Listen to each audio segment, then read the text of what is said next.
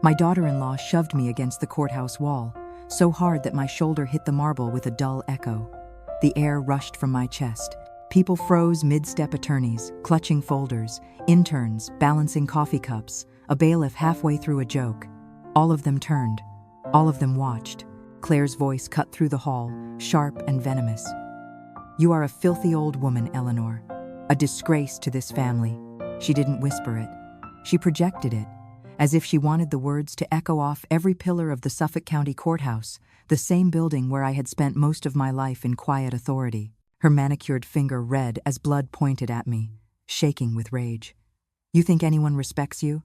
You're a burden, a pathetic, embarrassing relic who should have stayed home where she belongs." For a moment, the fluorescent lights hummed louder than the murmurs. A few clerks paused on the staircase. Others pretended not to look, but they saw everything.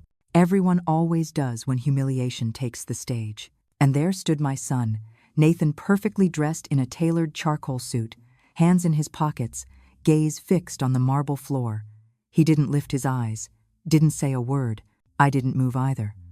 I just stood there, letting the cold stones seep through my sweater, the sting of her shove fade into something else entirely, clarity. I didn't yell. I didn't cry. I simply lowered my head and breathed in the scent of old paper, coffee, and the faint metallic tang of justice that had lingered in this courthouse for generations. They thought I was defeated. They thought I was small. They had no idea who I really was. Because for 30 years, I'd walked these halls not as an observer, not as someone's mother or grandmother, but as Judge Eleanor Brooks presiding over this very courthouse, courtroom by courtroom, verdict by verdict. They never knew. I never told them. For 3 decades I carried the title, Your Honor, but at home, I stripped it away like a costume. I thought that if I made myself smaller, humbler, softer, my family would love me more. I thought love required silence. I thought humility was the currency of belonging. I was wrong. Now, as Claire's words rippled through the hallway, something in me shifted, not a crack, but a clean break. It wasn't heartbreak. It was revelation. The last thread of hope that this family still needed me finally snapped. I straightened my back and looked at the clock above the clerk's desk. 10 minutes to the next hearing. I smiled, softly. 10 minutes. Claire stormed away in her stilettos, heels clicking like gunfire, dragging my son in her wake. He followed, his head bowed, not a glance back. I waited until their reflections disappeared through the glass doors leading into courtroom 7. Then I exhaled, slowly, and walked the opposite way down the corridor only staff used, where portraits of former judges hung like silent witnesses. My portrait was there, too, third from the left, but they'd never noticed. Patricia Reed, my former clerk, met me halfway down the hall. Her eyes widened when she saw me. "Eleanor," she whispered, voice trembling with recognition and warmth. "You're really doing this?" "Yes, Patricia," I said, my voice calm, even serene. "Today of all days." She led me to the small changing room behind the judge's chambers. The robe was waiting, black, heavy, familiar. My name embroidered inside the collar. Eleanor M. Brooks, courtroom 7. I removed my beige cardigan, the one Claire always said made me look like a thrift store ghost. I changed my shoes, smoothed my gray hair, and stood before the mirror. 71 years old, wrinkles I'd earned in silence. Eyes that had seen verdicts that changed lives, hands that trembled not from fear, but from power returning to its rightful owner. I adjusted the robe, buttoned it carefully, and whispered, "Let them see." When I entered the courtroom, the noise died instantly. Lawyers, witnesses, and spectators turned their heads as the bailiff stood. "All rise," he declared. "The Honorable Judge Eleanor Brooks presiding." Claire didn't look up at first. She was busy flipping through papers, whispering instructions to her assistant with her usual self-satisfied tone. Nathan sat behind her, checking his phone. It wasn't until the hush stretched too long that she finally glanced up and froze. Her face transformed, first confusion, then disbelief, then terror. The papers slipped from her hands, scattering across the floor like broken promises. I didn't smile. I didn't speak. I simply placed my hands on the desk and nodded to the bailiff. "This court is now in session." The sound of the gavel cracked through the silence, sharp, deliberate, final. Claire rose on unsteady legs. Nathan stared at me as though he were seeing a ghost. For 30 years, I'd kept my strength buried beneath motherhood, beneath politeness, beneath their comfort. But not anymore. Today, I wasn't just a mother. I wasn't an afterthought or a faded memory. Today, I was what I had always been, the judge. And for the first time in decades, I could feel the power of my own name returning to me. If you've ever been underestimated, if you've ever been told you're too old, too quiet, or too invisible, stay with me. What happens next will remind you. The truth always rises. Don't forget to like, comment, and share your thoughts below, because what you're about to hear is justice reborn. When the gavel's echo faded, silence filled every corner of courtroom 7. That sound, the clean, ringing strike of order, was something I hadn't heard in years, yet my body remembered it. It hummed through my bones like music I had once composed and nearly forgotten. Claire still stood frozen, color draining from her perfect face. Nathan stared at the floor as though it might open and swallow him. I could almost see the thoughts flashing through their minds. How? Why? The same questions I used to hear from lawyers who underestimated me, back when I sat here every day. "Please be seated," I said. My voice didn't waver. The rustle of chairs followed. From the bench, I looked over the familiar landscape of justice, the flags, the oak panels, the faint hum of the fluorescent lights overhead. This was my church, my battlefield, my home. Yet, for the last 3 years, I'd abandoned it to live as a ghost in my own family. After David died, I'd promised myself that Nathan would never feel the loneliness I felt raising him alone. So I made motherhood my verdict and sentenced myself to gentleness. I never told him that while he was learning to ride a bike, I was balancing night classes in law school. That while he slept, I was studying case law until dawn, drinking cold coffee until my hands shook. I thought hiding my power would keep me close to him. When he graduated college, I was already wearing the robe. But when he called to say he'd joined a corporate firm, I bit back the urge to tell him he'd chosen the same world I'd once ruled. Instead, I congratulated him softly, pretending to be just another proud mother from the suburbs. For years, I believed silence was love, but silence is only ever interpreted as weakness. Now, looking at my son's lowered eyes, I wondered if he even remembered who I had been before I erased myself. The court clerk announced the docket, pulling me from memory. Case #Twafaronanin, Hawthorne Development versus Leland Construction. I looked down at the papers. Claire represented the plaintiff. The irony wasn't lost on me. She had built her career on demolishing others, yet today she stood on crumbling ground. She approached the lectern, spine straight, chin high. "Your Honor," she began, voice brittle. "The plaintiff asserts." I lifted a hand. "We'll begin with procedural matters first, Attorney Dawson, Brooks." The title tasted like irony in my mouth. Her jaw flexed. "Of course, Your Honor." From that distance, I could study her without anger. Her confidence was costume deep, the same way my humility once was. For the next hour, I listened, half judge, half woman, rediscovering her own name. Every time Claire stumbled on a clause, every time her assistant whispered a correction, I felt not triumph, but quiet clarity. This is who I am. When the session adjourned for lunch, the lawyers filed out. Nathan lingered, torn between two loyalties he finally recognized as incompatible. He glanced up at me once, eyes glassy, then followed Claire through the doors. Patricia came to the bench with a soft smile. "You were magnificent, Judge Brooks." "Eleanor," I corrected. "I'm just Eleanor today." She shook her head. "Not anymore." I leaned back in the chair, letting her words settle. Not anymore. She was right. Something inside me had shifted forever. I thought of the years I'd spent behind that beige sweater and small talk, letting Claire dictate my worth. I thought of the birthdays I wasn't invited to, the family dinners where my chair stayed empty, the laughter muffled behind closed doors. No more. I gathered my papers and stood. My knees ached slightly, old bones protesting new strength, but I welcomed the pain. It reminded me that rebirth always hurts a little. As I left the chamber, sunlight from the tall windows washed over me, pale and pure. I passed my portrait again.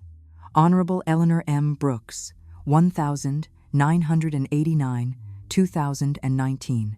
For the first time, I met my own painted gaze and didn't look away. The first time I met Claire Dawson was on Thanksgiving, 12 years ago. Nathan had called that morning, his voice bright, almost boyish. "Mom, I'm bringing someone for dinner. You'll love her." I'd roasted a modest turkey, made mashed potatoes from scratch, and set the good plates, the ones David and I bought when we couldn't really afford them. My house wasn't grand, but it smelled of cinnamon and home. When the doorbell rang, I wiped my hands on my apron, smiling, hopeful. Then I opened the door. Claire stood there like she was attending a gala. Black-fitted dress, diamond studs, lips painted the color of wine. She smiled with professional precision. "You must be Eleanor." Her handshake was cool, her gaze quick, sweeping over the living room, as though cataloging each imperfection. The faded couch, the framed photo of David holding baby Nathan, the old piano with one broken key. Nathan stepped behind her, sheepish. "Mom, this is Claire Dawson. She's amazing." "I can tell," I said, forcing warmth. She barely touched the food. "It's delicious, Mrs. Brooks," she said politely, though she barely swallowed 2 bites. "I'm just watching my carbs." The meal turned into a monologue, her firm's victories, her clients, her schedule. She talked about mergers as if reading a sermon, every sentence underlining how little she belonged in my small, aging house. When they left, I heard her voice outside the door, calm, clinical. "Your mother's place is humble. Maybe we could find her something smaller, something easier to maintain. It's fine, Claire," Nathan interrupted, but his tone lacked conviction. I stood frozen behind the door, dish towel in my hand, shame burning under my skin.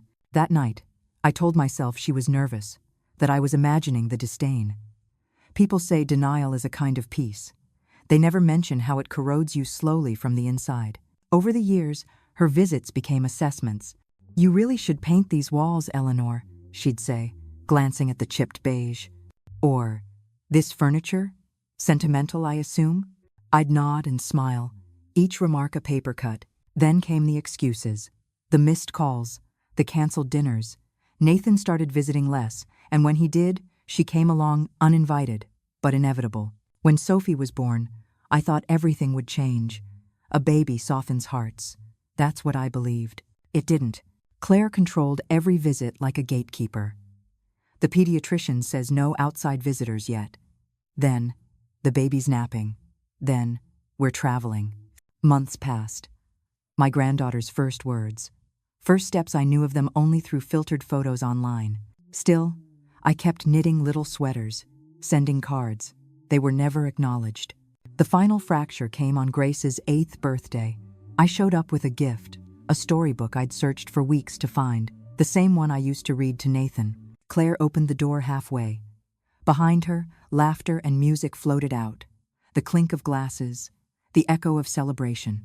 "Eleanor," she said smoothly, "I wish you'd called. This party is just close family and friends." "I am family," I answered quietly. She smiled without warmth. "Of course, but Grace doesn't really know you. We don't want to make her uncomfortable." Then she closed the door. I stood there with the wrapped book in my hand, staring at the wreath on their perfect white door until the laughter inside faded. The walk home was long and bitter. The storybook felt heavier with every step. I imagined it sitting unopened on my kitchen table beside all the other unspoken things in my life. That night, I stared at the empty chair across from me, the one where David used to sit, reading the newspaper, and whispered into the still air, "I raised a stranger." But even then, some part of me still believed it could change. That one day, Nathan would remember who I was before Claire's voice filled every corner of his world. It would take years and one text message to destroy that illusion completely. After that birthday, the visits stopped entirely.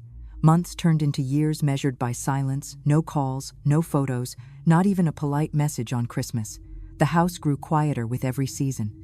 I learned the exact rhythm of loneliness, the creak of floorboards at night, the kettle whistling for no one but me. Then, one winter afternoon, everything changed. Nathan stopped by, unannounced. It had been nearly 6 months since I'd last seen him.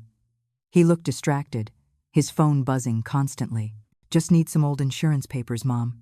I think Dad's policy is still filed here somewhere." He started rummaging through the study while I brewed coffee, trying to hide the tremor in my hands. When his phone lit up on the counter, I only meant to move it away from the wet cup ring. That's when I saw the message appear. "Claire. I spoke to the attorney. 6 months and she'll be declared incompetent. The house appraises for $250K.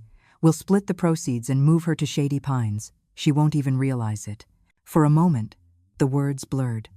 My pulse drummed in my ears. I read it again, then again. The letters burned themselves into my mind until I could see them even when I closed my eyes. Incompetent. Sell the house. Move her away quietly. The house they meant was the one I bought with David, where Nathan took his first steps, where I buried my grief in study books after his father's heart attack, where I'd sat alone every night waiting for my son to remember me. I set the phone down exactly where it had been, just as I heard Nathan's footsteps returning. He walked in holding a folder. "Found it. Thanks, Mom. I'll call you later." I smiled. "Drive safe, sweetheart." He kissed my forehead like a habit, not affection, then left. When the door closed, I sank into the kitchen chair, coffee gone cold. The steam had faded. So had the illusion that my silence protected anyone. That night I didn't sleep. I sat by the window, the blue glow of streetlights painting the room in quiet grief. For years, I had avoided conflict, believing love meant forgiveness at any cost. But forgiveness without respect is just surrender. At sunrise, I took out an old leather address book. One name stared back at me: Louis Grant. I hadn't spoken to him in years, not since the day I'd acquitted him on a fraud charge when every other judge wanted to lock him away. I'd studied the evidence myself and found the truth. He'd sent me a fruit basket every Christmas afterward, a quiet token of gratitude. When I called, he answered on the second ring. "Judge Brooks? I can't believe it's you." "Eleanor," I corrected softly. "I'm not a judge anymore." He hesitated. "You sound like someone who needs one." I told him everything. The years of erasure, the message, the plan to declare me senile and sell my home. I spoke without trembling, every word measured like a verdict. By the time I finished, Louis's tone had changed. "Mrs. Brooks, we're not going to let them touch a thing you've built. I'll make sure of it." We met that afternoon in his office, sunlight spilling across neat stacks of case files. He looked older, gray at the temples, but his eyes were still sharp. "First," he said, opening a notebook, "we'll get medical evaluations, cognitive, neurological, everything ironclad. Then we rewrite your will. Your son still inherits, but with conditions. They can't move you, can't sell anything without your explicit consent. We'll bulletproof your life, Eleanor." I nodded slowly. "And the house?" "Untouchable," he promised. "They'll need divine intervention to get it." I left his office lighter than I'd felt in years. For the first time, the weight of invisibility was gone. That night, I stood in front of the mirror in my bedroom. My reflection looked unfamiliar. Older, yes, but awake. The woman staring back at me wasn't broken anymore. She was calculating. She was ready. I whispered to her, to myself, "They think they've written my ending, but I'm still the one holding the pen." The following weeks felt like stepping back into my old life, except this time, I wasn't a judge serving the law. I was a woman building her own defense. Louis handled everything with methodical precision. He arranged appointments with neurologists and psychologists. Each test confirmed what I already knew. My mind was sharp. Sharper, perhaps, than it had ever been. When the last report came in, stamped and signed, Louis spread the papers on his desk like evidence in a trial. "Perfect cognitive function," he said with satisfaction. "They won't get past the first page." We rewrote my will that same afternoon. Every clause was crafted to protect me from the people who shared my blood, but not my conscience. Nathan would still inherit, but only under one condition. He could not act on my behalf, sell my property, or make medical decisions for me unless I authorized it in writing, witnessed, and recorded. If he or anyone else tried to declare me incompetent, they would be automatically disinherited. Louis looked up after the final signature. "That's your line in the sand." "It's my first one," I said quietly, because something had changed. The old Eleanor, who sought peace at any cost, was gone. In her place stood the woman who once read entire case files overnight to uncover hidden motives. That instinct, what David used to call my second sight for deceit, was awake again. "Louis," I said, "I want to know what they've been doing. Everything." He hesitated only a moment before nodding. "Then we'll find out." He called in a private investigator, a man named Miles Ortega, quiet, gray-haired, and efficient. His handshake was firm. "You just tell me what you're looking for, ma'am." "Follow Claire Dawson, Brooks," I said. Her schedule, her accounts, her firm. Discretion is everything. He smiled faintly. Discretion's all I sell. 2 weeks later, he came back with a file so thick it could have been a novel. Inside were bank transfers, forged signatures, and emails that left no doubt. Claire was bleeding her firm dry. Small diversions at first, 500 here, 1,000 there, but soon they grew into tens of thousands funneled into shell accounts. And the most damning discovery, she had mortgaged the house she shared with Nathan without his knowledge. His signature was forged.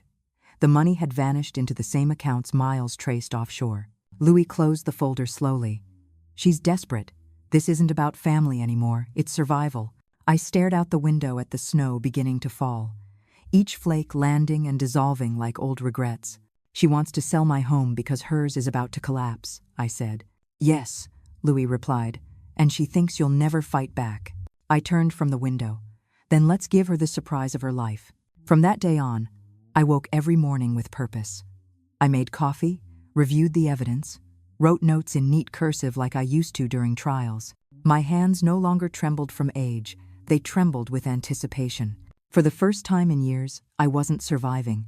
I was preparing. Late one evening, as Louis packed his briefcase, I asked, "Do you believe in poetic justice, Louis?" He paused. "Only when it's earned." "Oh, it will be," I said softly, "and it will be public." He raised an eyebrow. "You have something in mind." "Not yet, but I will. I just need to wait for the right case." I looked down at the folder bearing Claire's name. My pulse steadied. My instincts told me the opportunity would come, and when it did, it would happen right where all of this began. The courthouse. I didn't have to wait long. 2 months later, Louis called. I could hear the thrill under his calm tone. "Eleanor, you might want to sit down for this." I didn't sit. "Go ahead." Claire just took a new case, a big one. Commercial dispute, Harrison Builders versus Metrostone Developments. $600,000 on the line. Trial in 3 weeks. And guess which courtroom it's assigned to? I closed my eyes. "Tell me." 7. Your old one." For a long moment, neither of us spoke. Then I felt something move deep inside me. Not anger, not even vengeance. Alignment. The universe was balancing its scales. "I'm being asked to return for a short-term appointment," I said finally. "Patricia told me yesterday the judicial board wanted me to fill in for Judge Collier while he's on medical leave." Louis laughed, low and amazed. "So you'll be presiding over her case?" "Yes," I whispered. "Justice has an odd sense of timing." He hesitated. "Eleanor, think carefully. This could get messy. It's personal." "I know the rules, Louis, and I've lived by them longer than she's been alive. What I'll do isn't revenge its truth with a gavel." He sighed. "Then I'll trust you, as I always have." That night, I sat at my kitchen table surrounded by old legal pads and case documents. I read every page of Harrison Builders v. Metrostone until dawn. The law was still my language, my refuge, my weapon. By morning, I knew every clause, every precedent, every weak thread waiting for pressure to unravel it. 3 weeks later, I stood at the base of the courthouse steps, beige sweater draped over my shoulders, hair pinned simply. I had chosen the outfit deliberately, exactly how Claire expected me to look. Soft, harmless, forgettable. Nathan and Claire arrived moments later, sleek and hurried, clutching matching briefcases. I stepped aside as they approached. Claire's lips twisted into a smirk. "Eleanor, what are you doing here?" "I had an errand," I said, calm as ever. "I thought I'd stop by." Her eyes narrowed. "You shouldn't wander around here alone. It's confusing." Nathan murmured, "Claire," but she cut him off. "Come on, we're going to be late." She brushed past me, the scent of her perfume sharp and cold. I watched them walk through the doors, hand in hand. Nathan glanced back once, guilt flickering across his face.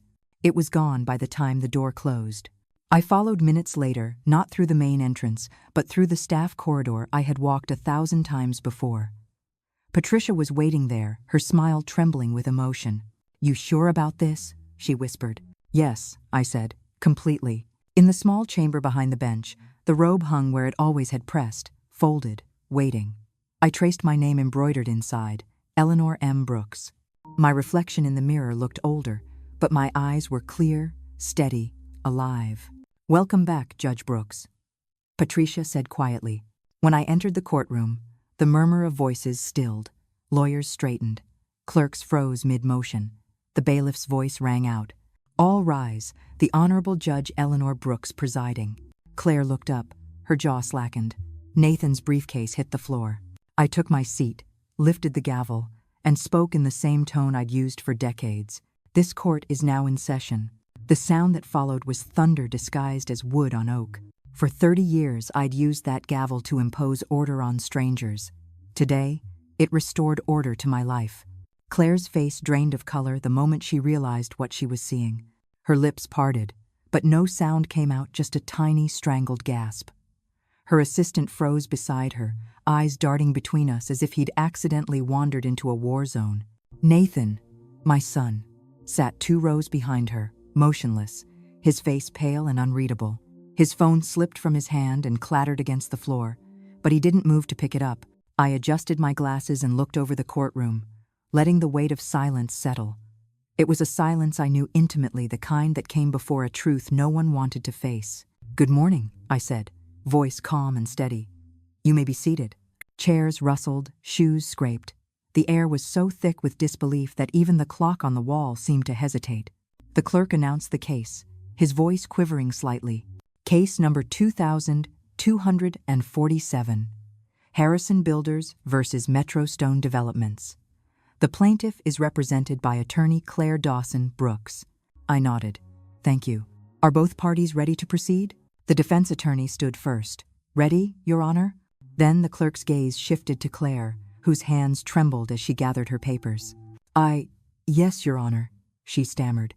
"Your Honor, 10 minutes ago, she had shoved me against a wall and called me a filthy old woman. Now she couldn't look me in the eye without her voice breaking." I leaned forward slightly. "Then we'll begin. Attorney Dawson, Brooks, your opening statement." She rose unsteadily, the color returning to her cheeks in patches: anger, humiliation, fear. Her assistant handed her a page, but her fingers fumbled it. The paper slipped, fluttering to the floor. Someone in the audience coughed. Claire cleared her throat. "Your Honor, my client." "Speak up, please," I said gently. "We need to ensure the record is clear." She started again, but her words came out fractured, uncertain. Dates were wrong, contract values mismatched. She cited clauses that didn't exist. Every error echoed louder than the last. "Counselor?" I interrupted quietly. "Are you sure you're referring to the correct contract document? The one dated August 12, 2023, states a different figure." Her eyes darted down, scanning wildly. I must have misspoken." "Of course," I replied evenly. "Please continue." But she couldn't recover. The courtroom, usually indifferent, began to shift with murmurs. Lawyers whispered behind raised hands. I watched her crumble the way arrogance always does from the inside out. And Nathan watched it all. For 30 years, I had kept my robe folded away to keep peace. Now, I realized peace had been nothing but my own silence strangling me. The hearing went on for 40 minutes. By the end, Claire's voice was shaking, her pages out of order, her arguments thin. When the clerk called for recess, she practically collapsed into her chair. "Court will reconvene in 30 minutes, I announced. "We will review exhibits A through G in detail at that time." The gavel struck once crisp and final. As everyone rose, I stood, adjusting the robe's heavy fabric. From the corner of my eye, I saw Nathan rise slowly, staring at me like a man seeing his mother for the first time. "Mom," he whispered. The word caught in his throat. I met his eyes but said nothing. There was nothing to explain. Patricia opened the side door for me, her smile trembling with emotion. "You did it," she whispered. "No," I said quietly as I stepped through. "I started it." Inside the small judge's office, the sunlight filtered through blinds, striping the desk in gold. Patricia placed a cup of tea in front of me, her old ritual. I wrapped my hands around the warmth and let out a breath that felt like decades leaving my lungs. Through the window, I saw Nathan outside, pacing near his car, phone pressed to his ear. Even from this distance, I could see his hands shaking. He wasn't calling his wife. He was calling the part of himself he'd buried years ago, the son who once looked up to his mother as the smartest person in any room. I didn't know if he'd ever find that boy again. But I knew one thing for certain. The woman he once underestimated had returned, and she wasn't going back into hiding. The recess room was quiet except for the faint ticking of the old wall clock. I hadn't realized until that moment how deeply I'd missed that sound. In the courthouse, time isn't just measured in minutes, it's measured in truths revealed, lies undone, and moments when the world finally stands still to listen. Patricia set another cup of tea beside me. "It's all over the hallway," she whispered. "They can't believe it's you sitting on the bench. Some of them are saying it's poetic justice." I smiled faintly. "Poetic justice is just ordinary justice wearing better shoes." She laughed softly, her eyes glistening. "It's good to have you back." But I wasn't fully back, not yet. The robe didn't erase the ache beneath it. For 30 years, I'd defended strangers with precision and compassion, but today I was defending myself. The courtroom, in some cruel twist, had become the intersection of my past and my family's betrayal. Through the blinds, I could see Nathan outside in the parking lot, pacing near his car, head bowed. Even from that distance, I could tell he was unraveling, his gestures too sharp, his movements too restless. He'd built his life on the illusion that silence meant safety. And now, silence had finally turned on him. "Do you think he'll come around?" Patricia asked gently. "I don't know," I said. "He's not the boy I raised. But maybe that boy isn't completely gone." The bailiff knocked. "10 minutes, Your Honor." I nodded. "Thank you." As Patricia gathered the empty cups, I touched the edge of the bench behind me, the wood worn smooth by years of verdicts. This courtroom had seen every kind of grief and greed imaginable. It had heard the last words of guilty men, the trembling voices of the wronged, and now it was bearing witness to my own reckoning. When I stepped back inside, the noise ceased again. The audience didn't need the bailiff's command this time, they rose instinctively. Old habits of respect returned faster than love. "Please be seated," I said. Claire was already standing. Her assistant had rearranged her papers, her makeup retouched, her composure partially stitched together. She looked like someone trying to hold a collapsing building upright with her bare hands. "Attorney Dawson." "Brooks," I began. "You may continue." Her tone was steadier this time, but her words were hollow. She recited her arguments like someone reading a language she no longer understood. Every sentence she spoke revealed what arrogance had hidden all along. She wasn't prepared. She never had been. When she finished, I turned to the defense attorney. "Mr. Vega, your response?" He stood with confidence born of substance, not show. His presentation was clear, supported by evidence, precise in its citations. The contrast between them was painful to watch. Even Claire knew it. Nathan sat still in the back row, his head low, his face hidden behind his hands. As the defense concluded, I took a slow breath and addressed both sides. "This court appreciates the arguments presented. We will recess for 1 hour before deliberation." The gavel struck, and Claire flinched at the sound. When the room emptied, Patricia approached the bench, her expression cautious. "You were merciful," she said. "I was fair," I replied. "Mercy comes after fairness." I returned to my chamber and found Louis waiting by the door. He had been sitting quietly through the entire hearing, unnoticed by most. "You handled it perfectly," he said. "Professional, controlled, every word airtight. Justice has to be seen before it's felt," I murmured. He smiled. "And she felt it." We reviewed the case briefly. The evidence was clear. Claire's side had failed to prove breach. She'd ignored clauses, missed deadlines, and contradicted her own filings. Objectively, she had lost before she even began. Louis gathered his notes and paused. "You know this will destroy her career, Eleanor." "She destroyed it herself," I said simply. "I'm just giving her the mirror." Outside, I could see Nathan again, still pacing, still talking into the phone. But now, I recognized something new in his posture. Not anger, not denial, shame. It wasn't the shame of a man humiliated. It was the shame of a son realizing how small he'd made his mother to keep his wife comfortable. Patricia knocked softly. "It's time." I stood. "Then let's finish what was started." When I stepped back into the courtroom for the final time that day, it was with the steadiness of someone who had already accepted the truth. Some families you're born into, others you rebuild from ashes. And as I raised the gavel once more, I knew which kind mine would become. The moment I re-entered the courtroom, the air thickened heavy, expectant. Even those who didn't know the full story could sense they were witnessing something larger than a trial. This wasn't just another contractual dispute. This was a reckoning wrapped in legal procedure. I took my seat and folded my hands on the desk, the robe's sleeves falling over my wrists like wings. The chatter died instantly. "This court is back in session," I said. My voice echoed off the paneled walls, calm and absolute. Claire looked different now. The confidence she'd pieced together during the recess had crumbled again, leaving only a raw, brittle kind of defiance.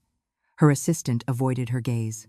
Nathan sat motionless in the back row, staring straight ahead but seeing nothing. He looked like a man who'd lost the ground beneath him. "Attorney Dawson, Brooks," I said evenly, "do you have anything further to add before we proceed to closing arguments?" Her throat bobbed. "No, Your Honor." "Very well." I turned toward the defense. "Mr. Vega, you may begin." The defense attorney rose, calm and confident. His delivery was crisp, logical, and exact. He cited evidence, exhibits, and witness testimony in perfect order. Everything Claire's case lacked, his possessed. When he finished, he gave a small, respectful nod, not of victory, but of acknowledgement. He knew the case was already won. I looked down at my notes, then at Claire. "Attorney Dawson, Brooks, your closing argument." She stood. Her shoulders squared, but her voice faltered on the first word. My client entered into this agreement." She stopped. The silence that followed was deafening. I waited, patient but unyielding. Finally, she shook her head and muttered, "No further comments, Your Honor." I let the pause linger, then nodded once. "Noted. The court will deliberate and deliver its ruling shortly." The gavel struck once, not loudly, but firmly enough to make her flinch. As the room emptied, I gathered my notes. Patricia approached quietly. "You've already made your decision, haven't you?" "Yes," I said, "but I'll make it properly." I returned to my chamber. Louis was waiting, leaning against the window. He gave a small nod. "That was surgical." "I didn't come to destroy her," I said softly, sitting down. "I came to end the lie." He opened his briefcase and handed me a manila folder, the one he'd shown me before, thick with evidence of Claire's fraud, her debts, her forged mortgage. "It's all ready if you ever decide to make this public." "I won't do it today," I said. "Justice doesn't need spectacle. It just needs to stand." He smiled faintly. "Spoken like a judge." "Like a woman who's tired of pretending not to be one," I corrected. For the next hour, I reviewed every document again, cross-checking figures, matching dates, ensuring that no emotion clouded the verdict. The law was my language, and precision was its poetry. At exactly 1 p.m., I returned to the bench. Everyone was waiting, Claire pale and hollow-eyed, Nathan rigid with tension, the audience whispering behind hands. "This court," I began, "has carefully reviewed the evidence, the contractual clauses, and the testimonies presented. It finds that the plaintiff, represented by Attorney Dawson Brooks, has failed to provide sufficient proof of breach. On the contrary, the defense has demonstrated that the plaintiff was, in fact, the first to violate the terms of the agreement." I paused, letting the words settle like dust after an explosion. "Accordingly," I continued, "this court rules in favor of the defendant. The plaintiff's claim is dismissed with prejudice, and all court costs shall be borne by the plaintiff." Then came the final strike of the gavel. It echoed through the courtroom one clean, devastating note. Claire's body sagged forward, her hands trembling over her papers. Her assistant stared at her helplessly. Nathan lowered his head into his hands. No one clapped. No one spoke. Some truths are too heavy for applause. I removed my glasses and looked over the room, not as a judge, but as a woman reclaiming the space that had once been hers. "Court is adjourned," I said. I stood and turned to leave, but Claire's voice broken, furious, cut through the silence. "You planned this," she hissed, standing abruptly. "All of it. You wanted to humiliate me." I stopped, then turned slowly. The bailiff took a step forward, but I raised my hand. "It's all right." I looked down at her from the bench. "No, Claire. I didn't plan your humiliation. You did. You built it, brick by brick, with arrogance and deceit. All I did was remove the facade." She opened her mouth, but no words came. "You lost because you underestimated everyone, your clients, your husband, and me. And that's not injustice, Claire. That's consequence." I walked down from the bench, robe sweeping the floor, and past Nathan. His eyes were wet, red around the edges. I paused just long enough to say quietly, "The truth always finds its way, Nathan. The question is, what will you do with it now? Then I left the courtroom. Behind me, the echoes of my own footsteps felt lighter than they had in years. The hallway outside courtroom 7 was hushed, like the air itself was holding its breath. Reporters hadn't caught wind of what had happened yet, but the courthouse gossip was already alive, whispers curling through marble corridors like smoke. I could feel eyes following me as I walked, each step measured, each breath deliberate. Patricia hurried beside me. "They're stunned, Judge Brooks. Everyone's talking about how calm you were, how you didn't even flinch." "Because this wasn't revenge, Patricia," I said quietly. "It was truth delivered in plain sight. Truth doesn't need theatrics." Still, I could feel the tremor beneath my skin, the aftershock of a lifetime spent swallowing pain, now finally exhaled in full. We entered my small temporary office. Louis was waiting, standing near the window, his expression unreadable. "The ruling was flawless," he said. "No bias, no misstep. Every word on record will stand." "Good," I replied, "because I want this to hold up under the weight of scrutiny." Louis studied me a moment longer. "Are you all right?" I leaned against the desk, hands resting on the cool wood. "I'm not sure. There's a kind of quiet that follows justice, not peace exactly, but stillness. Like the world pauses before moving on." He nodded. "You know she'll retaliate. People like Claire always do." "Let her," I said. "Whatever noise she makes, the facts will drown it out." Through the blinds, I saw Nathan standing alone near the courthouse steps, his tie loosened, his shoulders slumped. His phone hung uselessly in his hand. "He's breaking," I murmured. "But maybe that's what has to happen before he rebuilds." Louis followed my gaze. "He'll come to you. He just needs to remember who you really are." I turned back to him. "No, Louis. He needs to remember who he is." He didn't argue. Instead, he handed me a folder. "The evidence of her fraud. It's all verified. Embezzlement, forged mortgage, credit lines she never reported. You could destroy her with this tomorrow." I didn't take it. "Not yet. I don't need to destroy her. She's already doing that on her own. I'll use this only if she tries to hurt Nathan again or me." He nodded, though I could see the hesitation in his eyes. "You're stronger than most people I've ever met, Eleanor." "Not stronger," I corrected softly. "Just done being weak." For a long moment, neither of us spoke. The light outside had shifted to late afternoon gold, casting long shadows across the room. It reminded me of evenings long ago when I used to finish hearings and walk home to David and little Nathan, the weight of the robe still lingering on my shoulders, but the world somehow lighter. Now I was going home alone, but lighter all the same. Patricia appeared at the door. "The building's almost empty. You should go, Judge." I smiled faintly. "Just Eleanor now." "Not today," she said with quiet pride. "Today, you earned the title again." When I stepped outside, the cool air hit my face like a baptism. I closed my eyes for a moment, breathing it in. Across the steps, Nathan finally looked up. He walked toward me slowly, like a man crossing decades. His voice cracked when he spoke. "Mom, Not here," I said gently. "Not now." He swallowed hard. "Can I come by later? I need to talk to you. I need to explain." I met his eyes. They were the same blue-gray I remembered from when he was a child, the eyes that once looked at me with trust.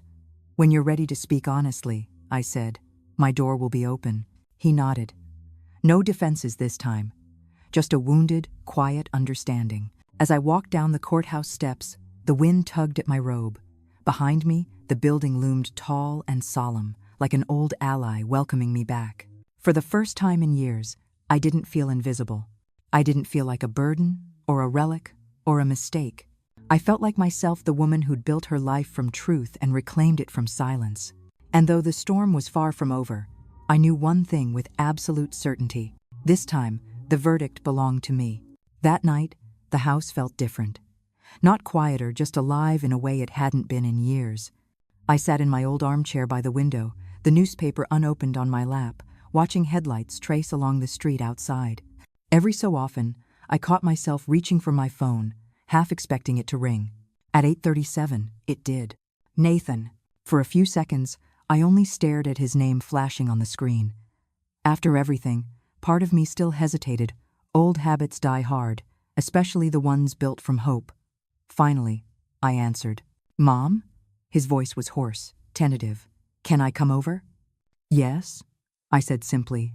20 minutes later, his car pulled into the driveway. I stood at the door waiting, the porch light washing him in pale yellow. He looked older than his years-creased suit, rumpled tie, eyes rimmed red.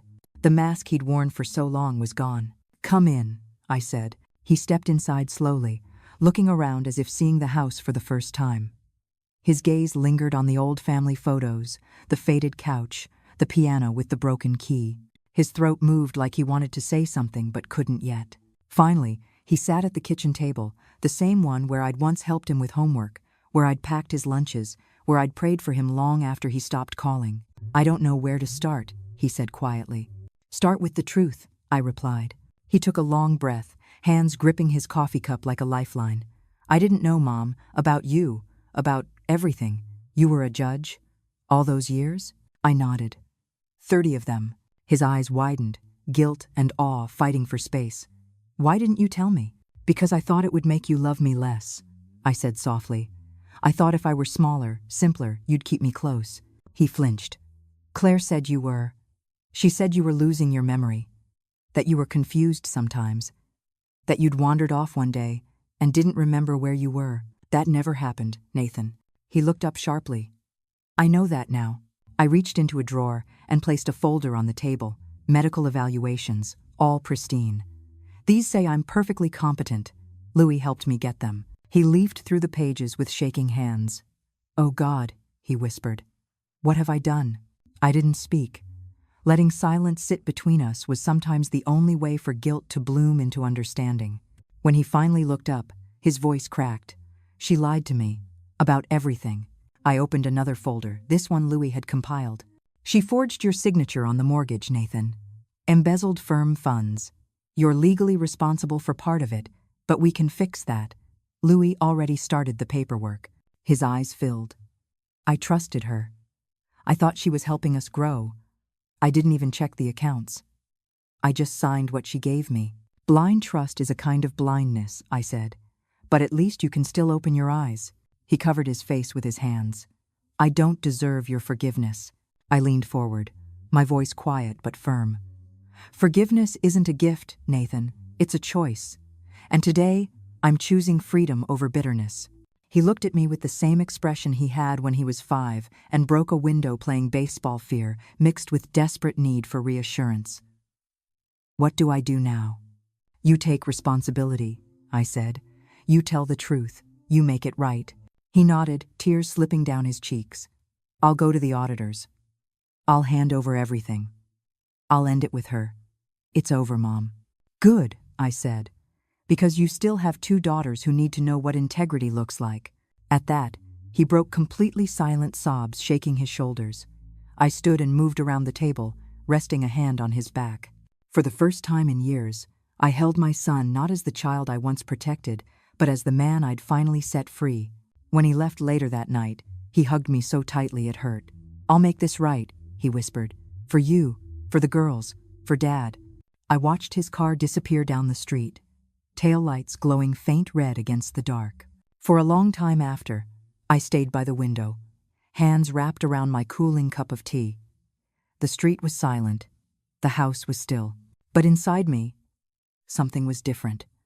Something steady, strong, and unbreakable. For the first time in decades, I wasn't waiting to be seen. I was seen. And it wasn't by my son, or the courts, or the world. It was by the woman in the mirror who had finally remembered her worth. 3 months later, the story that had begun in shame ended in headlines. It started quietly, an article in the Boston Chronicle titled, "Respected Retired Judge Returns to Preside Over Case Involving Her Own Daughter-in-Law." No sensationalism, no gossip, just the facts. Impartial ruling, fair procedure, and a courtroom moment that no one who witnessed it would forget. The reporter, a woman I'd known years ago from legal coverage, had written it with dignity. She described me as a symbol of unwavering professionalism in the face of personal betrayal. I didn't care much for the attention, but the truth it carried was worth something. For the first time, my story wasn't being told about me, it was being told for me. By 8 that morning, my phone wouldn't stop ringing. Former colleagues, law professors, retired judges, all congratulating me for returning, even if just for one case. At 9:30, another kind of phone was ringing inside the Dawson and Brooks firm. Clients were withdrawing.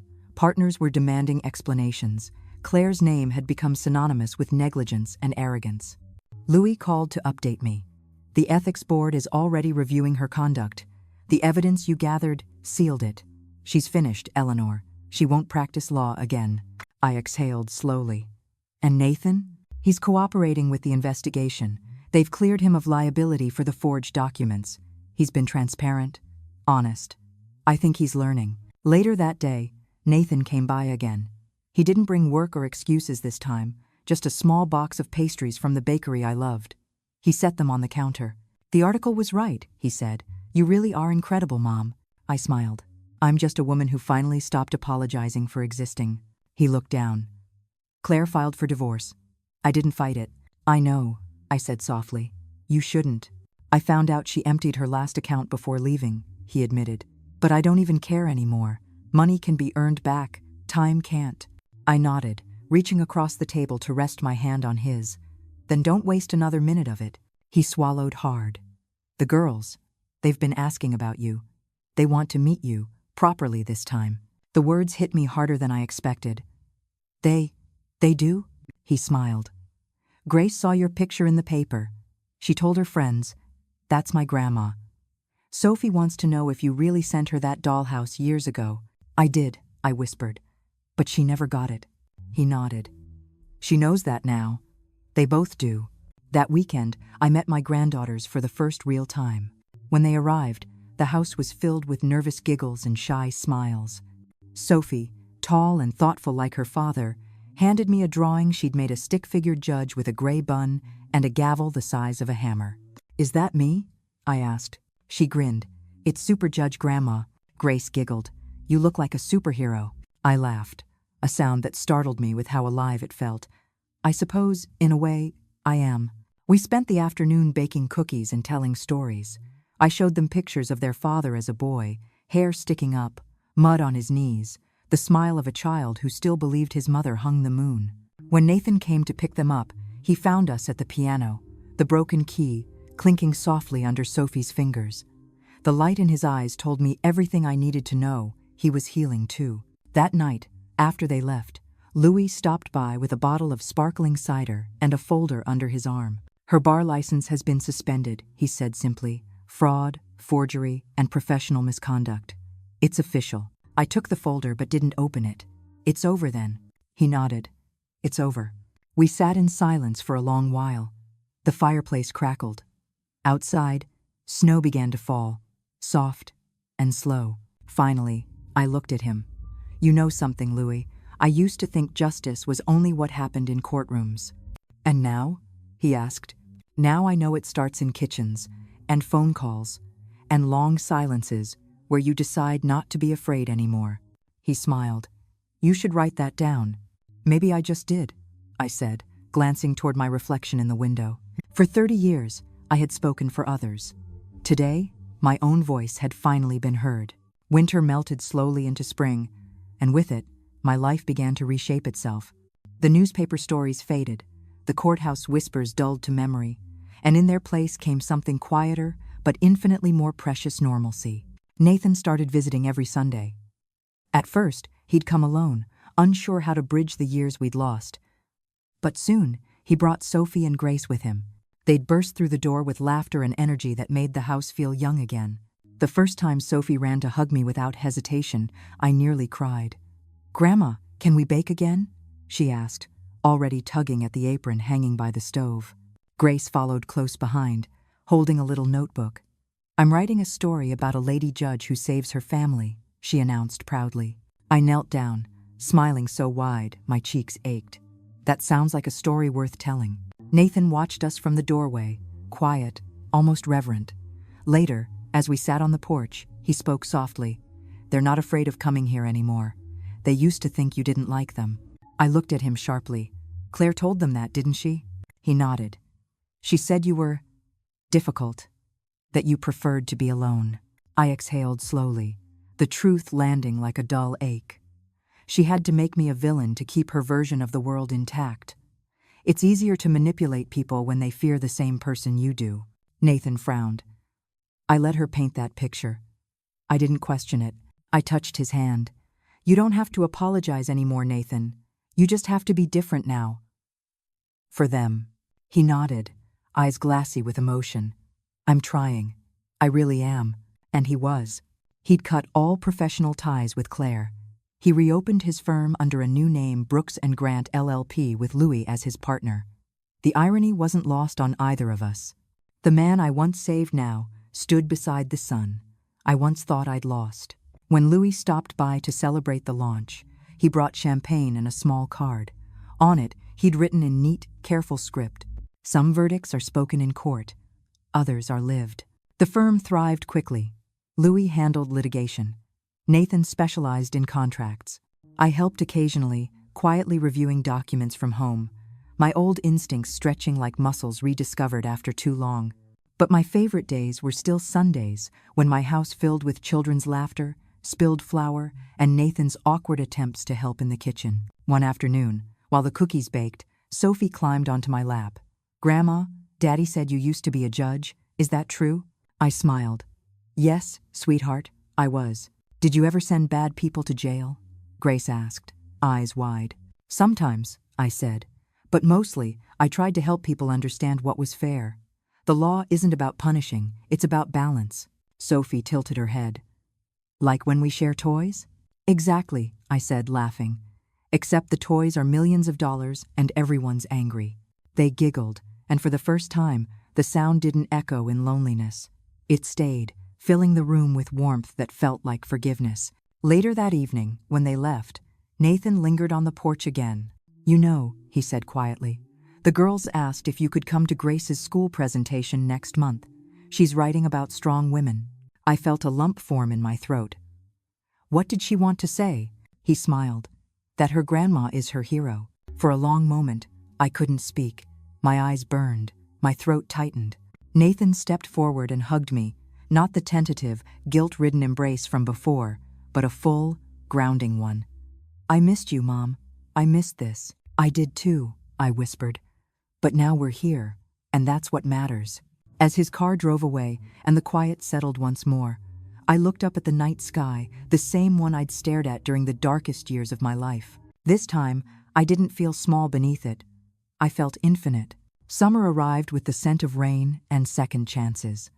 My garden bloomed again, roses, hydrangeas, and the stubborn magnolia tree David had planted decades ago. Its blossoms opened wide that year, as if the world had finally decided to match my quiet resurrection. I received a letter one morning from the State Judicial Advisory Board. The envelope was cream-colored, the kind only reserved for official invitations. Inside was a simple message written in formal script. "The Board of Directors of the Massachusetts Judicial System respectfully invites Judge Eleanor Brooks to return as Senior Consultant for Judicial Ethics and Case Review." For a moment, I couldn't breathe. I read the line again and again, running my fingers over the embossed seal. 30 years of service, 3 years of silence, and now recognition. Not for the scandal, not for the courtroom drama, for who I was. That evening, I called Nathan. "Mom," he said after I read him the letter, "you're going to say yes, right?" "I don't know," I admitted. "It's been a long time since I sat behind a bench." He laughed softly. "You never really left it. You just needed a reason to put the robe back on." I smiled, though he couldn't see it. "You sound like your father." "I'll take that as the highest compliment." 2 weeks later, I stood again in the courthouse corridor, not as the judge who had humiliated her daughter-in-law, but as a consultant, mentor, and living piece of history. Patricia was there waiting for me. She'd retired too, but she had insisted on being present for "your first day back where you belong." As I walked the halls, I passed portraits of judges I'd served with. Men and women long gone but still staring down from their frames like guardians of integrity. My portrait was among them, third from the left. When I'd last looked at it, I'd felt invisible. Now, it felt like a mirror finally seeing itself clearly. The new judges greeted me with warmth and awe. Some of them weren't even born when I first took the bench. They called me "Ma'am" and "Your Honor" and asked about the ethics of difficult rulings. I guided them gently, not from authority, but from hard-won understanding. Justice, I told one young woman, isn't about punishing wrong. It's about recognizing truth, even when it's uncomfortable, especially when it's uncomfortable. At the end of that day, when I stepped out of the courthouse, the afternoon sun struck the marble stairs. Louis was waiting by his car, holding a bouquet of lilies and that ever-knowing grin. "So," he said, "how did it feel?" "Like coming home," I replied. He handed me the flowers. "You've rebuilt everything you lost, Eleanor, and maybe even more." "I didn't rebuild it," I said, gazing at the courthouse behind us. "I remembered it. I just had to stop believing the lie that I was supposed to fade quietly." Louis smiled. "You never could fade, even if you tried." We stood there for a while, talking about life and time, the kind of conversation that doesn't need to end in laughter or tears, just understanding. Later that night, when I returned home, I found another bouquet waiting at my doorstep, smaller, less polished, tied with a ribbon that clearly came from Sophie's craft box. The card read, "Because heroes don't retire. Love, Grace, and Sophie." I pressed it to my chest and whispered, "No, they just change benches." I went inside, poured a cup of tea, and sat by the window where I'd once watched years dissolve into loneliness. Now, I watched life unfold, my son rebuilding, my granddaughters growing, my purpose returned not as duty but as joy. I looked at my reflection in the glass silver hair, steady eyes, the faint smile of a woman who had finally reconciled every version of herself. "My name is Eleanor Brooks," I whispered. "I was a judge for 30 years, a mother for 50, and a woman learning, finally, to live for herself." The gavel of my life had fallen. The verdict was clear. I had found justice not in the law, but in becoming whole. Autumn came with the sound of turning pages. I began teaching a weekly seminar at Boston Law, Ethics, Humanity, and the Courtroom. It was a modest class at first, 15 students in a sunlit lecture hall overlooking the Charles River. By mid-semester, the seats were full. On the first day, I stood before them, robe neatly folded on the desk beside me, and said, "I will not teach you how to win. I will teach you how not to lose yourselves while winning." They looked at me with wide, curious eyes, the way young lawyers do before they've been broken by ambition. After class, a student approached me, a quiet woman named Marisol. "Judge Brooks," she said, "I read the article about your case, about your daughter-in-law." I braced myself, but her tone was kind, not invasive. "I just wanted to say," she continued, "my mother went through something similar. She never fought back. You did. That matters." Her words followed me home, like the lingering warmth of sunlight after dusk. That evening, as I set the kettle to boil, the phone rang again. Nathan. His voice carried a softness I'd missed for decades. "Mom, the girls want to show you something." Through the crackle of the call came Grace's voice, proud and clear. "Grandma, I got an A on my report. I wrote about you, the judge who found herself." My breath caught. "Did you now?" Sophie giggled. "And I drew the courthouse? With flowers all around it, just like your garden?" Nathan chuckled. "I think you're officially their favorite superhero." "Tell them," I said, smiling through the lump in my throat, "that real heroes don't wear capes, they wear courage." Later that night, I sat by the piano again, running my fingers gently across the worn keys. The broken note still chimed dull and imperfect, but I left it unrepaired. Some flaws deserve to remain reminders that even music born from cracks can still be beautiful. Louis came by for dinner. We talked long into the night about old cases, new beginnings, and the strange gift of survival. When he left, he paused at the door. "You know," he said, "you've done more than return to who you were. You've become who you were always meant to be." I smiled. Then maybe justice isn't just about verdicts, maybe it's about that becoming. When the house quieted and the moonlight touched the walls, I looked around the room that had once held only silence. It was different now, full of memory, forgiveness, and laughter echoing from afternoons not long gone. I walked to the mirror, tracing the reflection that had carried me through so much loss and rediscovery. "I am Eleanor Brooks," I whispered once more. "Judge, mother, teacher, woman, survivor." The reflection smiled back, no longer questioning, no longer waiting. And in that silence, the same silence that had once been my prison, I found peace. The gavel of life had fallen for the last time, not as a judgment, but as a benediction. Verdict delivered. Justice restored. Life renewed.